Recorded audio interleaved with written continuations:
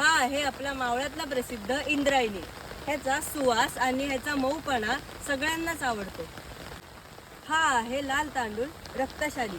याच्यात रक्त वाढवण्यासाठी लोह व B12 मोठ्या प्रमाणात असतं। हा आहे मुंगा। ही पारंपरिक लाल भाताची जात आहे। हा आहे कोकण विद्यापीठाने डेव्हलप केलेला लांब भाताचा व सुवासिक कोकण सुवास।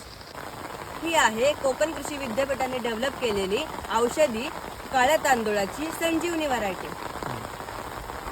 ही आहे मावळातील सुवासिक व मोकळ्या भाताची कोलम जात। हा आहे छोट्या दाण्याचा सुगंधित चविष्ट तुळशा जात। हा गमतीशीर नावाचा जांभळ्याची गुंडी। हा मोठ्या दाण्याचा व भरपूर उत्पन्न देणारा भात। ही आहे मणिपूरची सुप्रसिद्ध जांभळ्या तांदूळाची चखाव जात। हा आमच्या मावळातला सगळ्यात जुना भात सुवासिक चिमणसाळ। हा आहे केरळचा सुप्रसिद्ध लाल तांदूळ नवारा।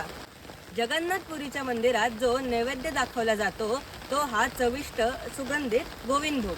हा आहे आपल्या सुवासाकरता प्रसिद्ध असलेला सुवासिक आंबेमोहर। मित्रांनो, या सगळ्या भातांची रोपं आता तयार झालेली आहेत आणि आपण लवकरच यांची लागवड सुरू करणार आहोत। तर येताय ना मग भात लावणीला?